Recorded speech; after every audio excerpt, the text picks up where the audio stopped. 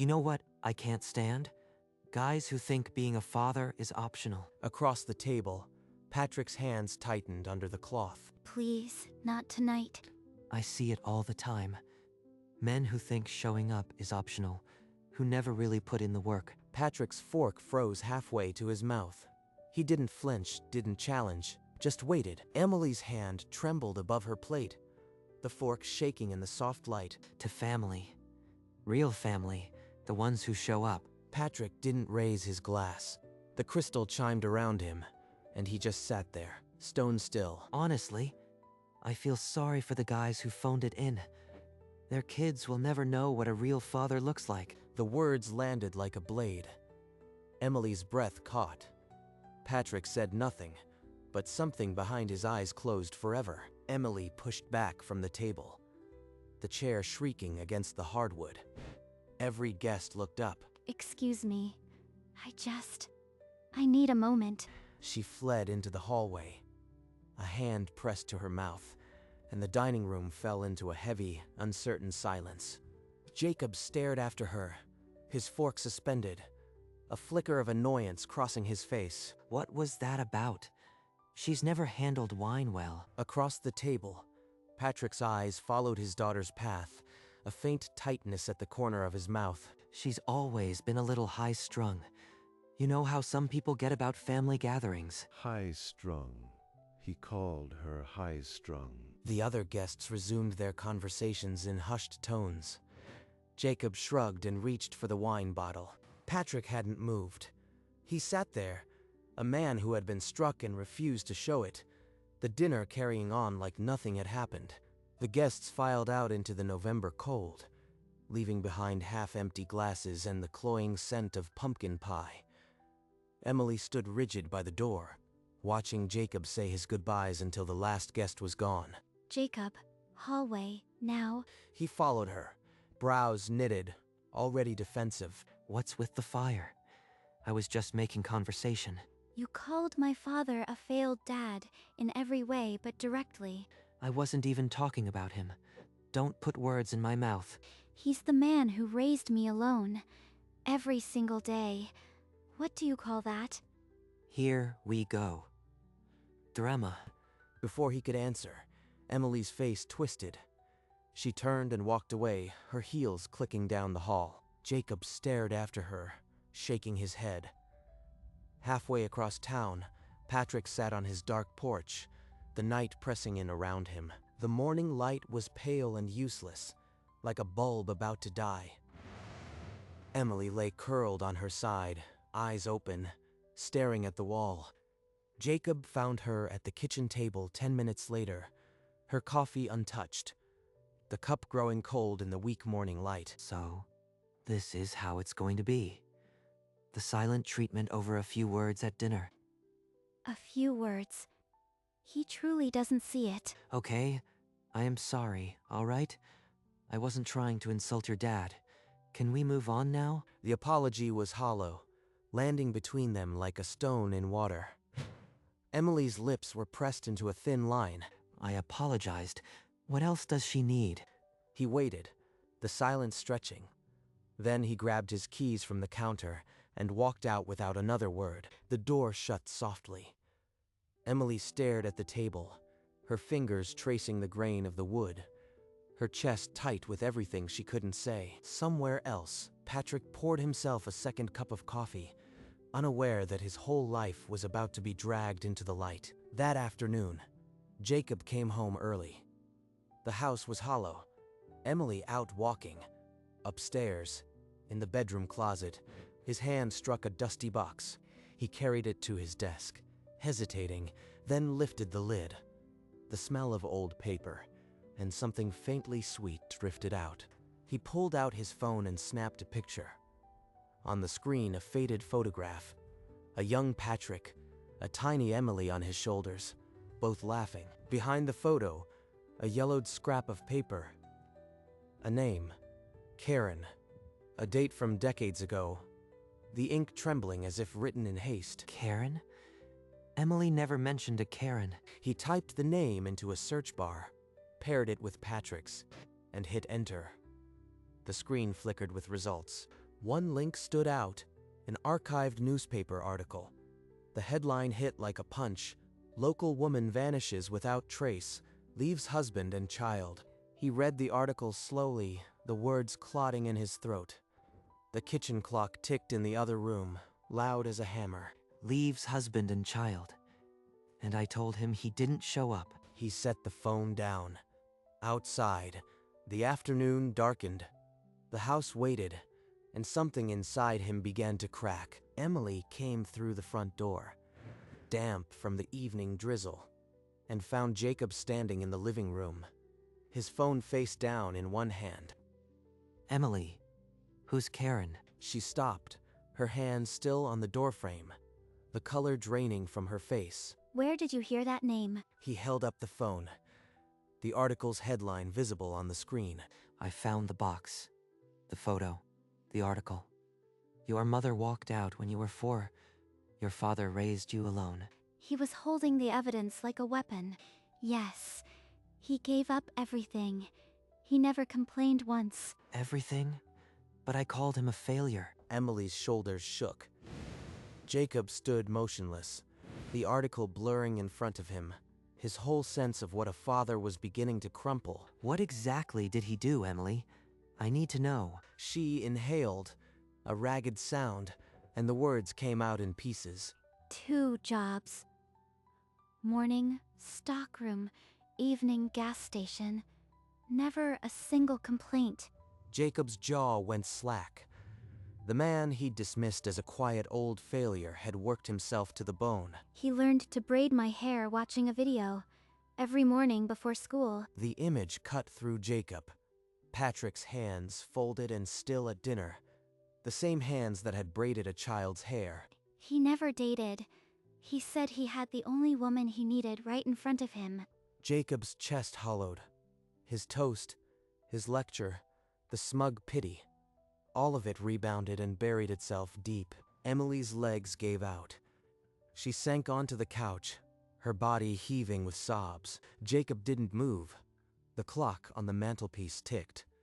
Somewhere inside, the last block of his arrogance cracked and fell. I said, their kids would never know what a real father looked like, to his face. He stared at Emily's shaking shoulders, the sobs that wouldn't stop, and the last wall inside him crumbled to dust. I have to go to him. Right now. He backed out of the driveway, the headlights slicing the cold November dark. I am going to apologize to the man who worked 2 jobs, who braided her hair, who never dated, and I called him a failure. The streetlights flickered past, each one a silent witness to his guilt. What if he won't even look at me? He thought of Patrick's folded hands at that table, the stillness of a man who had already forgiven, more than Jacob could fathom. I called him a failure, and meant it. The car sped into the night, and in the distance, Patrick's porch light burned a solitary orange against the black. The car rolled to a stop at the curb. The engine died, and Jacob sat in the sudden silence, his knuckles white on the wheel. He walked up the porch steps, each creak of the wood a steady accusation. This is it. No turning back. He knocked. 2 short raps, like a heartbeat, and waited.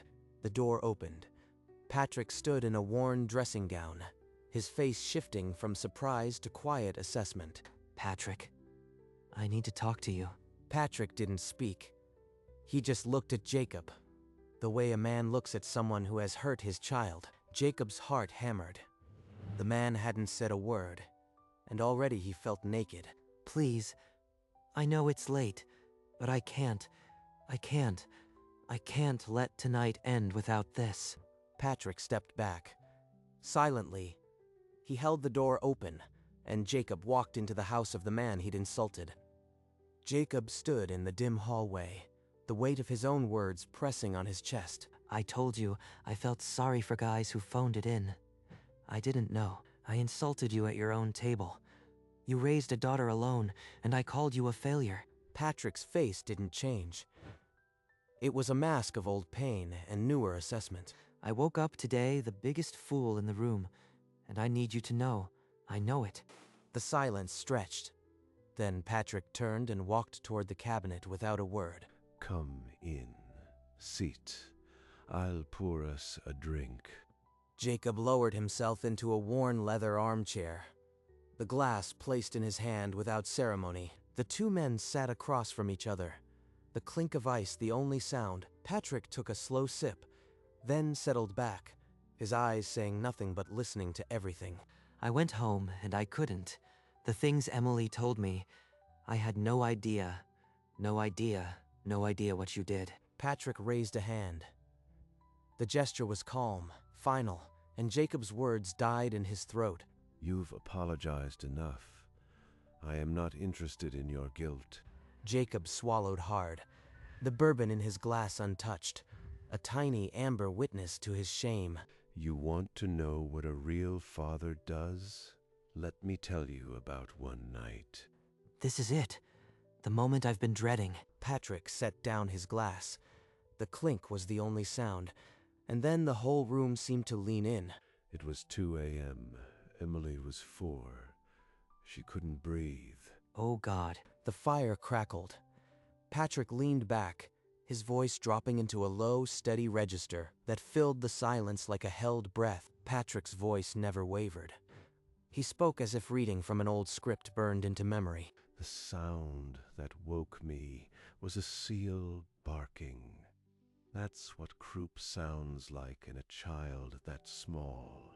He described pulling the mattress off the bed, dragging it into the narrow bathroom, the cold tile against his bare feet. I ran the shower hot, full blast until the mirror fogged and the room became a steam box. He sat on that damp mattress, the tile seeping cold through the thin padding, and held her upright against his chest. I counted her breaths, every rattle, every gasp. I counted them like beads on a string, all the way to dawn. Outside, the first gray light cracked the window. He'd been there for 4 hours unmoving. When the sun finally hit the curtain, she coughed, a real cough, and fell asleep. I didn't move, not for another hour. Jacob's breath hitched. The glass in his hand trembled, the bourbon sloshing against the rim. Patrick's eyes were dry, but the weight of 18 years sat on his chest like a stone no one had ever offered to lift. That was one night, Jacob. One night out of 18 years. Jacob's composure shattered. A sound escaped him, half sob, half exhale, and he doubled forward, burying his face in one hand. I am sorry. I am so sorry. I didn't. I had no right. Patrick watched for a long moment, the kind of silence that weighs judgments, then slowly leaned forward. His hand reached across the space between them and settled on Jacob's shoulder. The touch was firm, brief, and carried more forgiveness than words. You know now. That's what matters. Jacob nodded, still shaking, the bourbon in his glass unmoving. He couldn't look away from the man who had just redefined everything. A long exhale filled the room. Patrick settled back into his chair, and the fire popped, the only sound between them now. He isn't a failure. He's the strongest man I've ever met. Outside, the night deepened. Inside, the silence between them had become something else entirely. No longer an accusation, but a foundation. Patrick saw him to the door without a word. The morning star hung low, and Jacob knew he'd never forget the stillness of that house. The drive back was a blur of streetlights flickering out, the sky lightening from ink to pewter. When he pulled into the driveway, a small figure stood at the window. Emily, wrapped in a blanket, coffee cold in her hand. He saw the worry etched on her, the sleeplessness, and his chest tightened with a love so fierce it hurt. He barely got the door open before she was there, colliding into his chest, her silent tears soaking his shirt. I saw your father. I talked to him. Is he? Are you? He told me about the croup, the steam, the counting breaths until dawn. Oh, Jacob. He pulled her closer, and for the first time in 3 years, she let herself be held without holding back the past. 3 mornings later, the Sunday sun spilled onto the kitchen counter. Jacob stared at his phone for a long minute, Then he scrolled to the number and pressed call before he could second guess. Across town, Patrick's house phone rang twice before he lifted the receiver, a slight smile in his voice. Jacob, everything all right? Yeah, everything's fine.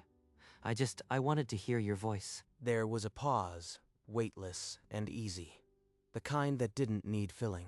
Well, you've got it. How are the tomato plants? And just like that, the conversation settled into something ordinary.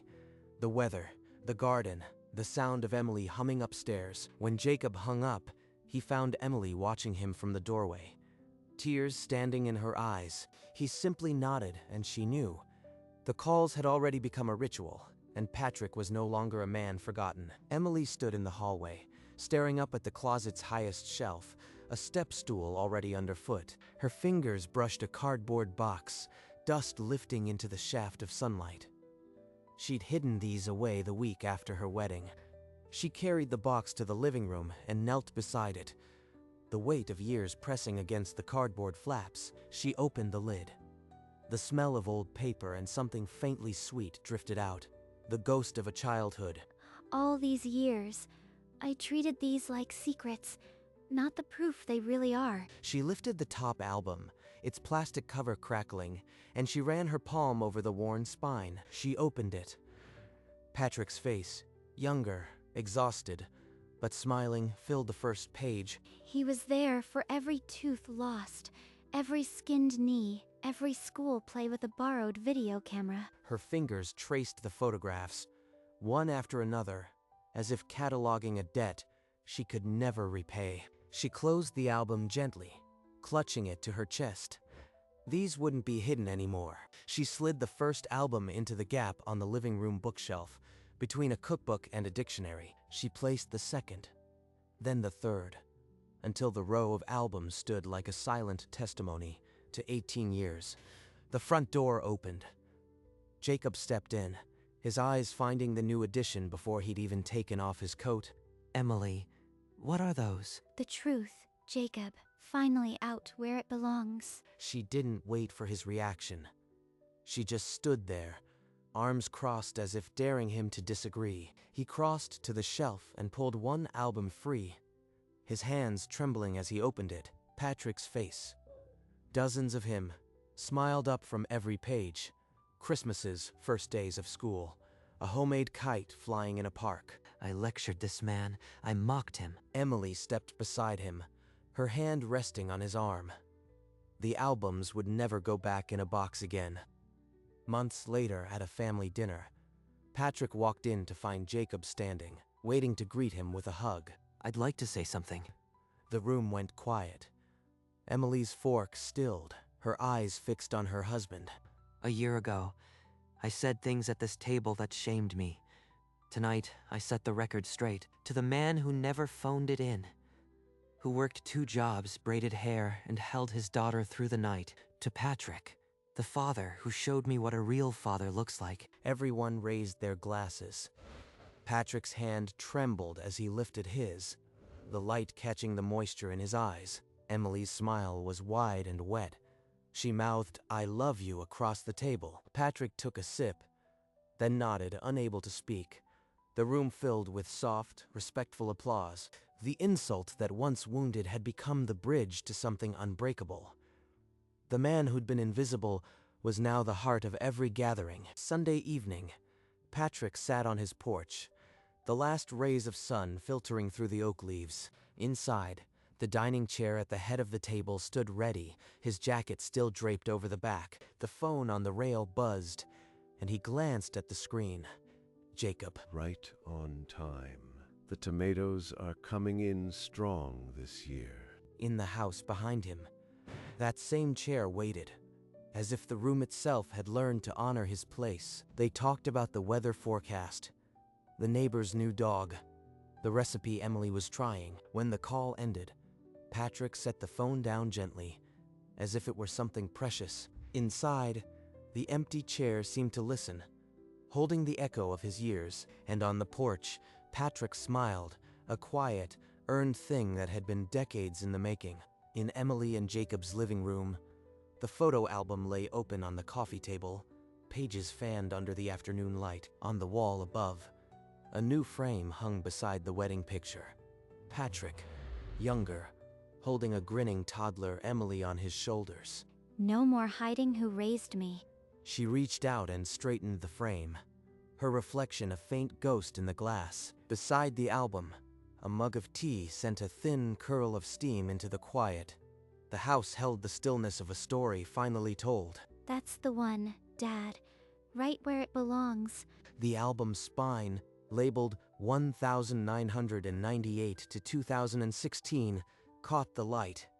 It had traveled from a dusty closet to the heart of the home. Emily traced the label with her fingertip, a slow, grateful gesture. The framed photo on the wall and the open album on the table formed a quiet dialogue, proof that the past was no longer a secret. Outside, the old oak in the yard shed a few leaves, the day holding its breath. Inside, the house was full. Patrick never asked for recognition. He didn't need the world to call him a good father. But when the stories finally emerged, the truth didn't just set one person free. It reshaped everyone who heard them. A son-in-law, a daughter, a man who had held silent for decades. Some fathers build empires. Others build a steam-filled bathroom at 2 in the morning and count a child's breaths until dawn. The difference is invisible until the day someone finally sees it. For 18 years, his love sat in dusty boxes, hidden by a daughter who didn't know how to speak it, until the people who loved him demanded the truth be visible. Now his chair waits at the head of the table. The phone rings every Sunday, and the silence in his rooms is no longer loneliness. He got what he never expected. A son who calls, a daughter who displays his face on her wall. Because some sacrifices are so quiet, they take a generation to hear. The album pages turned one by one, each a window into 1998 and onward. Patrick's face appeared in every corner, holding a toddler on his hip, braiding hair at a kitchen table, standing in a school parking lot. A worn photo of a father, sitting on a bathroom floor, a child asleep against his chest, dawn light seeping through a small window. Then the final page. A blank sheet slipped into the last sleeve, bearing a handwritten note. Dad, you were always there. I am sorry I didn't know how to show it. Emily? The ink had faded in places, but the gratitude was unmistakable. It was dated the week Jacob first called. The camera lingered on the house one last time, a porch light still on, an old truck in the drive, a warmth radiating from within. Patrick didn't need a plaque or a speech. He had a Sunday phone call and a daughter who finally put his picture on her wall.